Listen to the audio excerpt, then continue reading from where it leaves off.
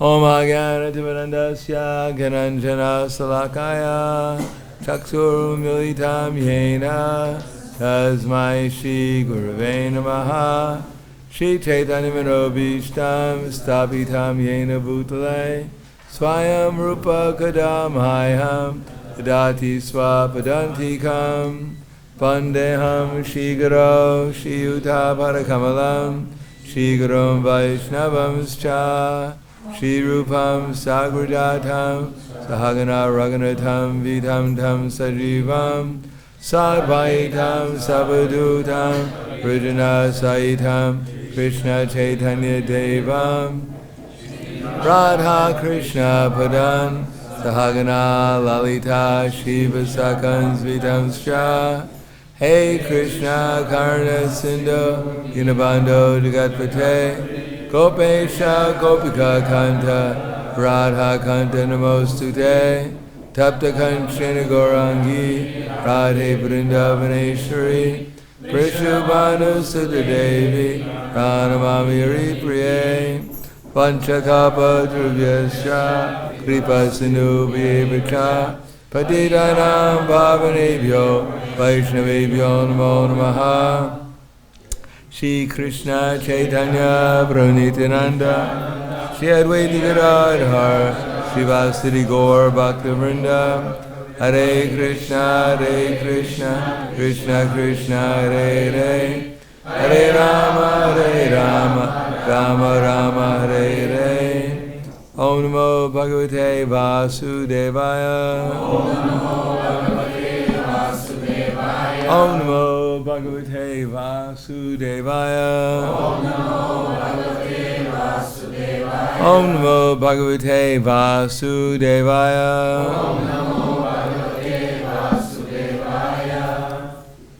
Bhagavad-Gita as it is, Chapter 2, Contents of the Gita summarized, Text 51. I guess it's not written anymore. No. Karmadan buddhi yuktahi Phalam tyaktva manishinaha Janma bandha vinirmukta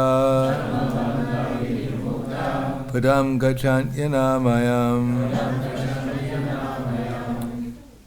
By thus engaging in devotional service to the Lord, great sages, the devotees, free themselves from the results of work in the material world.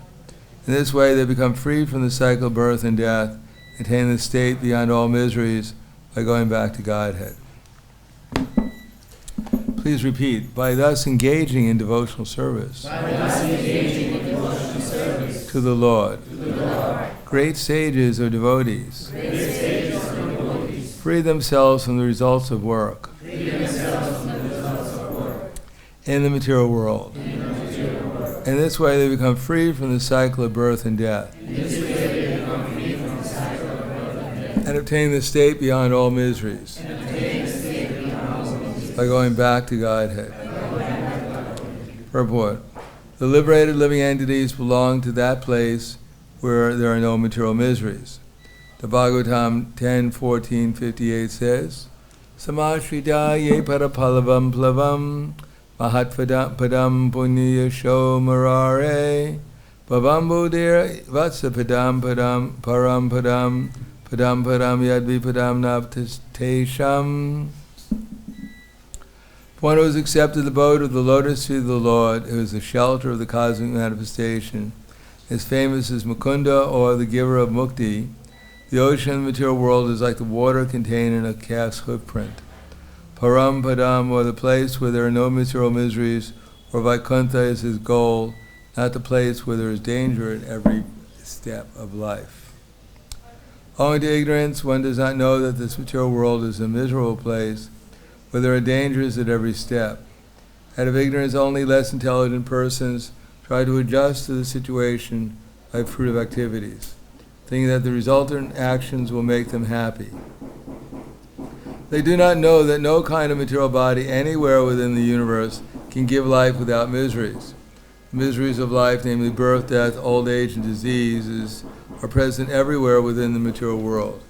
One who understands his real constitutional position as the eternal servant of the Lord, and thus knows the position of the personality of Godhead, engages himself in the transcendent loving service of the Lord.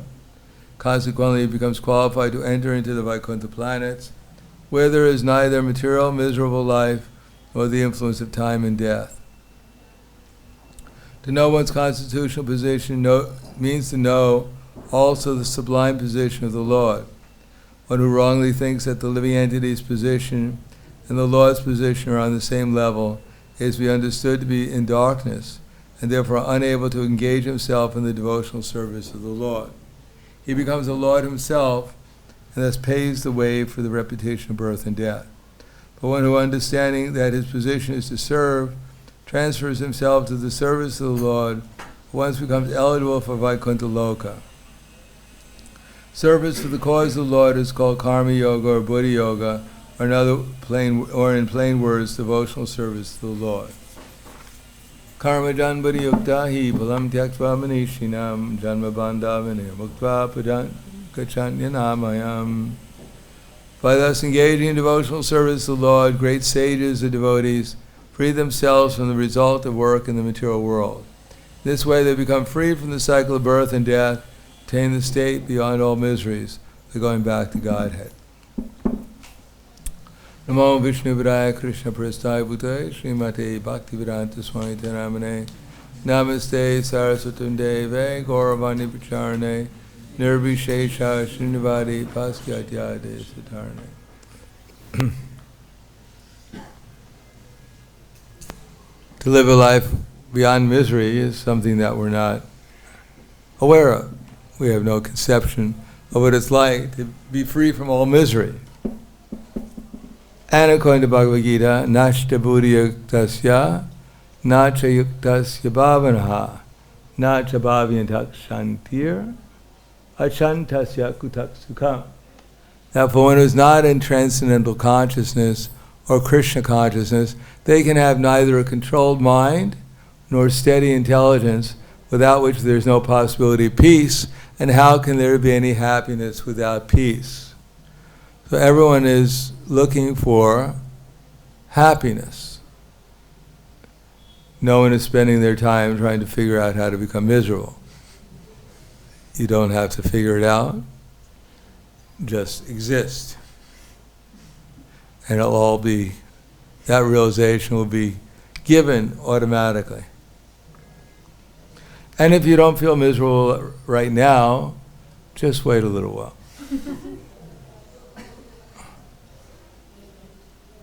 But no one is striving to become miserable, but everyone wants to be happy, but there are two criteria to be, well, the first criteria to become happy is that one has to become peaceful. As long as we think we're going to die, there's no question of peace. If we think I'm going to walk out this door and get run over by a motorcycle, if that's what it said in my astrological chart, I'll be very reluctant to walk out the door. And if we don't get hit by the motorcycle, maybe a rickshaw or a coronavirus, someone will throw some dye in my eyes and I'll go blind.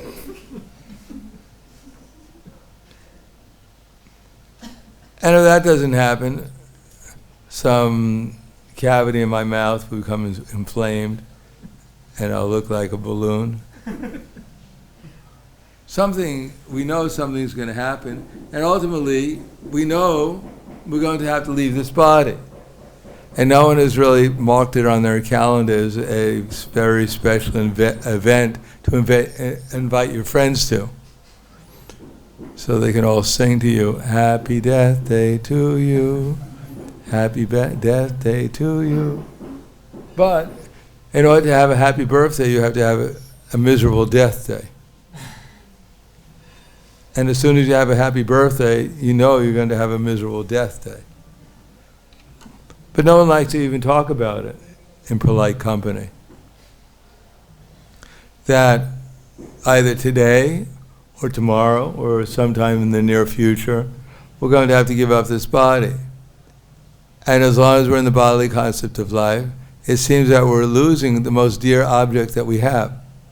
The very object that's continuously torturing us since our birth, we're very afraid of losing it, because it's the only thing that's paying any attention to us. It may be miserable, but it's the only thing we think we have. We think it's ourselves. So therefore everyone's in anxiety. My poor body, I'm serving it so nicely, and yet it doesn't seem to be able to survive. It's always getting into trouble. So what to do? Well, luckily, there is a process of simultaneously realizing Krishna and realizing Paramatma and realizing Brahman. In other words, if we purify our hearts, then gradually we'll actually become more confident that we're eternal. If we actually realize Krishna to the extent that we can actually meditate on him in trance, because there are different stages of devotional service, beginning with just trying to accept the regular principles of spiritual life, which is not so easy. Namely, no meat, no fish, no eggs, no illicit sex, no intoxication, no gambling. So these things are not so easy to accept. But if we accept them at least externally, then we could try to perform pious activities. Pious activities means devotional service, sadhana bhakti. And then if we're actually learning something about sadhana bhakti, we can tolerate sinful reactions. In other words, if we think that I'm a devotee and therefore nothing bad will happen to me, then we must be better than Prahlad Maharaj and the Pandavas, plus all the other great devotees who in the material world simply were always in difficulty. So if we think I'm a devotee, I'm chanting my rounds, more or less. I follow most of the principles, at least externally. And therefore, how could Krishna send me anything miserable? He owes me so much. I know it's almost Chaturamasya, maybe he's asleep, and therefore he doesn't realize what I'm actually requesting from him. He seems to be pretty indifferent. No, we should understand, without birth, death, old age, and disease, there's absolutely no impetus to make spiritual advancement. If we got all the money in the world, we'd simply buy a nice house and have someone cook prasadam for us and make our bed so we can eat and then go to sleep and wake up, hopefully with a good appetite. And as far as chanting Hare Krishna, well, tomorrow. We run out of money, we'll start chanting again. Well, we think our bee bag is some kind of like Aladdin's lamp. We rub the beads and we hope the genie of Krishna will come out. Yes. I grant you 3 wishes.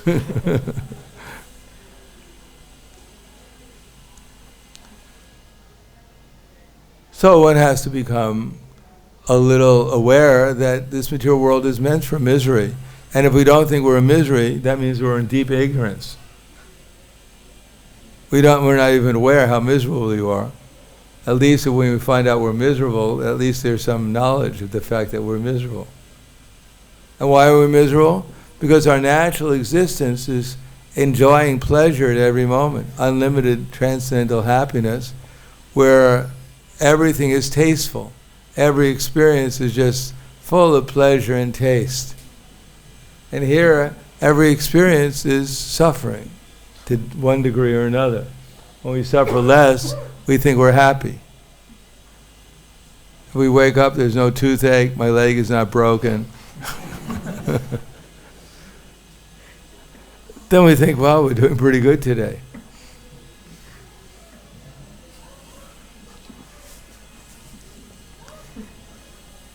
But that's not life, nor is that the life that we're actually looking for.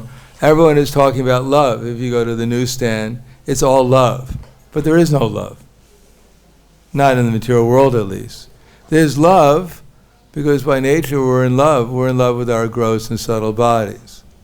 And things that satisfy our gross and subtle bodies we call love.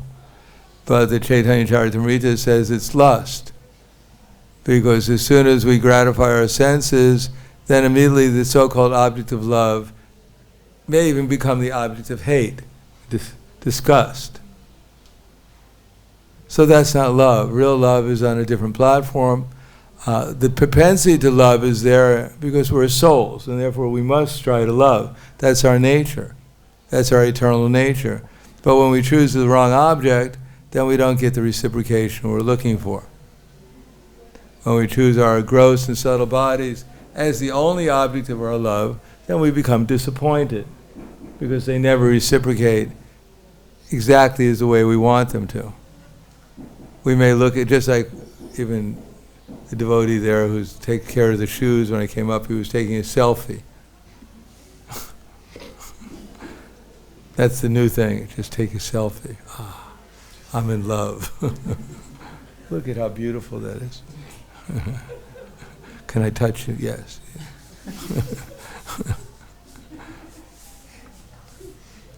So we're in love with this body, and if that's the highest expression of existence, we're in trouble.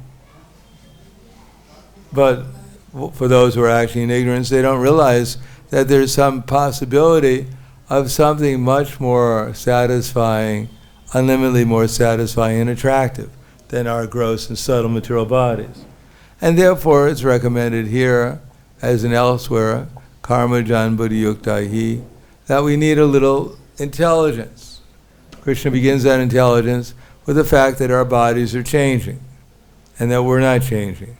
So that means we're going to be around here forever. Now we may be afraid of giving up this body, but don't worry, we'll soon get another one in one of the 8,400,000 species of life. But we'll definitely get another one. And if you get another one, you'll be completely happy. Whatever the body is. You'll think, well, this is the best one. I couldn't have chosen a better one. However miserable it may be, when you get a material body, you become attached to it. And you don't want to give it up for anything. And you think that you're the center of existence. Just like everyone in the material world, however miserable their condition is, somehow or another they think it's a rasa. Either the ghastly rasa or the wonder rasa, whatever the rasa, they think they have some kind of, they're the center of the whole universe, namely their material body is the center of the universe and is worthy of meditation and contemplation by others, either out of pity or out of envy or out of some admiration or something, that we want our gross and subtle body to be the object of everyone's meditation, respect, reverence, appreciation, etc. But actually, when we look at this body, it's not even very pleasing to ourselves. Why would it be pleasing to anyone else? As if our body's making us miserable, so how are we going to give people unlimited bliss unless we utilize the body in Krishna's service? So that's called karma yoga, to realize that although the body is not a good bargain, it can be very useful if it's utilized to glorify Krishna and to serve Krishna. Then what would be the result? Krishna appears, and when Krishna appears, when Krishna's devotees appear, when devotional service appears, then the whole atmosphere changes to something spiritual. Then we wake up again to the spiritual reality, which is all attractive. Or at least, even if it's not all attractive, at the beginning it'll actually give us some idea, some experience that actually we're eternal. And as soon as we realize, we may not realize fully that we're eternal, but even with the idea that our intelligence has been captured to even a very small extent, and we can understand it makes sense, then we're in a lot less anxiety than everyone else is. Imagine if throughout your whole existence, you actually thought you were going to die, and that was it. And according to some philosophies, you're going to just be a bunch of bones lying in the ground until some savior comes and all the bones get together again.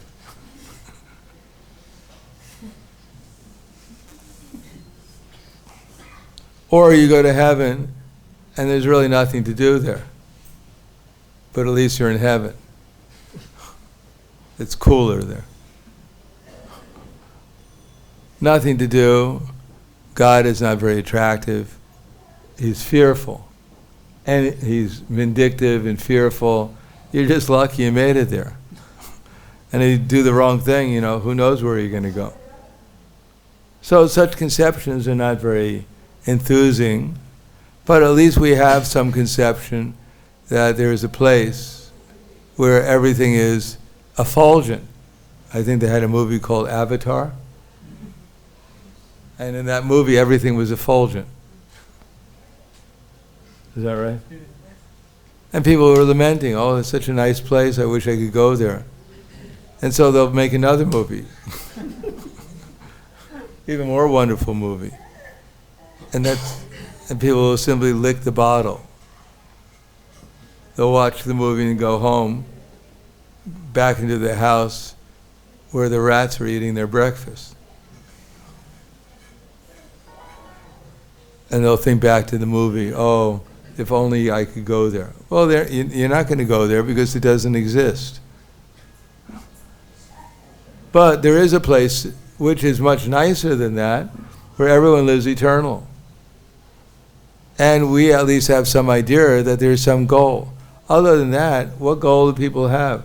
Waiting for the next Avatar movie to come out? So they could become distracted for another hour or two? Is that the highest goal of life? Trying to find something to distract us from reality? Reality we're not even aware of? Or our reality is that everything's changing. That much people know, and they're always fearful. That there's some slim possibility that I might, in some very distant time, have to leave my body. And when I get old, like when I'm 120 years old, I'll actually do something about it. I'll become serious. In the meantime, my alternative is simply look forward to a nice prasadam, and hopefully the bed is soft and warm.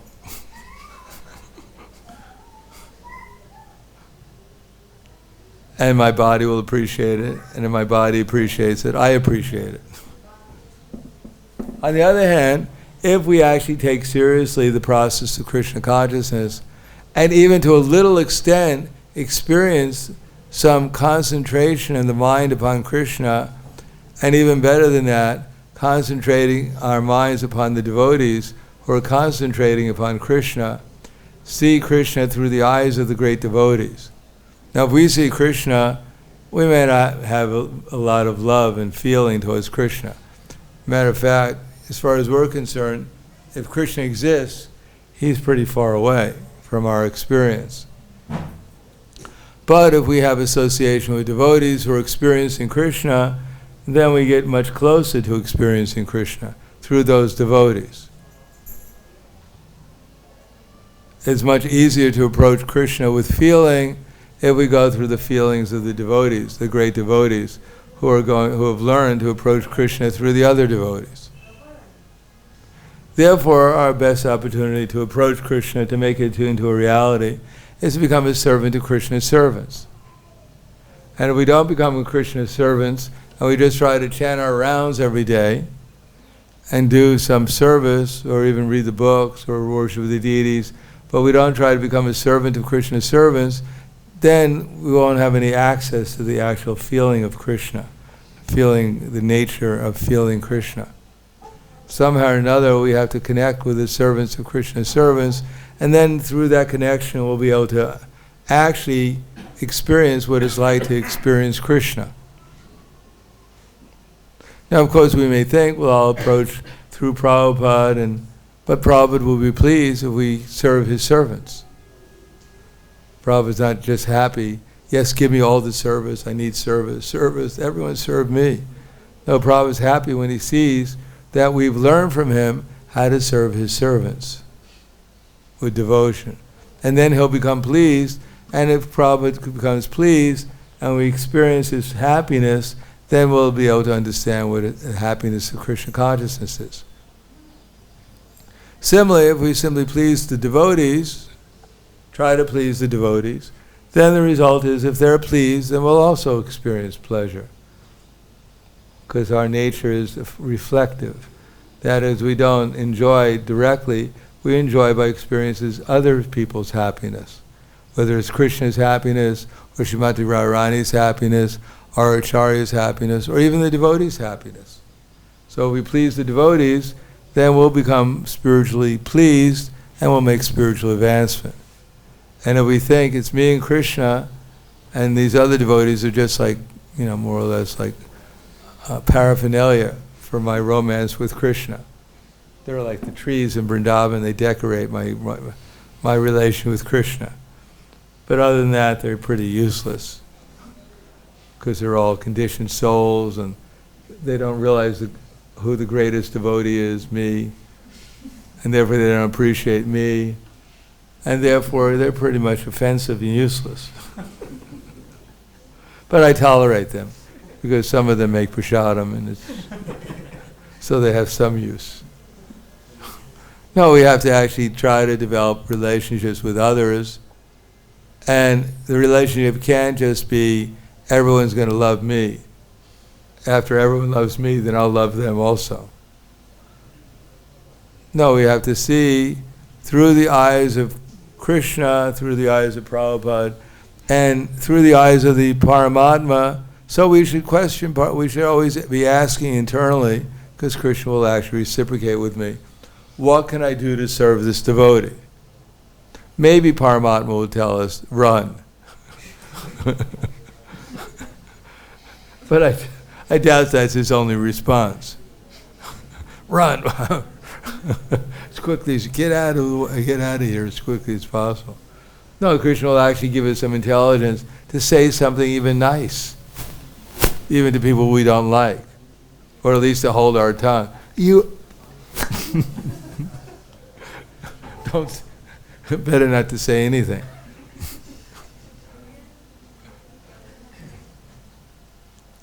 Generally speaking, what happens is this big feeling arises in my heart, and I think, oh, it's so big I can't deny it. It's real. It's just like pushing me. You rascal. So that means we're just serving the illusory energy. Instead, we should think, what does Krishna want me to say? What does Krishna want me to do? What does Krishna want me to think, first of all? How to see things properly, and then respond according to the intelligence Krishna gives us, confirmed by Guru Sadhana Shastra, and it's called Karma Yoga or Buddha Yoga. Then we're in line with reality. Then we'll make progress towards eternity. Then we can actually become peaceful if we actually become a servant and act as an instrument. And as soon as we let go and follow our emotions, follow our perverted intelligence, then we remain in the material concept of life and will always be in anxiety. And who suffers? Because we're in anxiety, we suffer. We may think, I'm going to show this person, I'm going to shout at them, and I'm going to show them how foolish I can be, and I'm sure they're going to suffer. No, they may suffer, but probably the person that's going to suffer the most is ourselves, remaining in the material concept of life. So we really have, if we want to be happy, we have no choice but to become a sincere instrument for Krishna and serve his devotees under the guidance of the superior devotees. And then we'll make some progress towards actually realizing who we are, and not only that, who everyone else is also. Who Krishna is, who everyone else is, and we'll find out they're much nicer than we can conceive of. Their being not nice is mostly, especially amongst the devotees, is just our own mental conceptions of what we think is nice and what we don't think is nice. So when we give up our mental conceptions and try and serve the devotees, then we'll find out they're actually very nice. They're ultimately as nice as Krishna is, and Krishna is unlimitedly nice. So I'll stop there. Thank you. Any questions? Comments? Yes.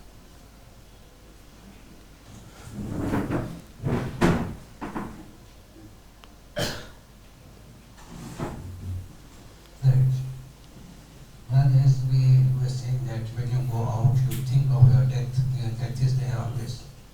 You have to think about the death. Death. Well, we think about Krishna too. Yeah. But as we go out from here, we think that the death is at every moment. Yeah. Look both ways and see there's no motorcycle coming. But when we associate with devotees, we get the association of devotees, and we get that how we should serve Krishna through the devotees, we say. Yeah, I mean, our business is to serve Krishna because he's in our heart. And he wants us to serve the devotees, help the innocent people become Krishna conscious, and to avoid the atheists. So Krishna, that's our service to Krishna. So when we serve him, so we get the benefit of what? We get Krishna. We get Krishna. We become Krishna conscious. And then we enter into reality, where we're always happy serving everyone, through Krishna, of course, and his devotees.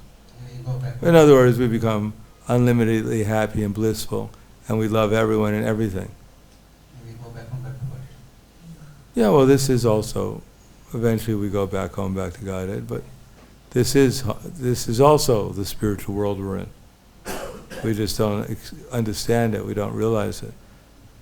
This is all, we're not outside the spiritual world, there's nothing outside the spiritual world. But this just happens to be the prison house of the spiritual world. But when we become Krishna conscious, then this will also be seen as part of the spiritual world.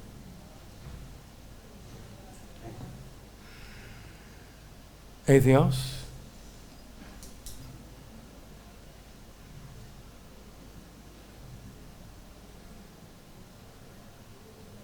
Oh, we have 5 minutes. We can sit here in silence.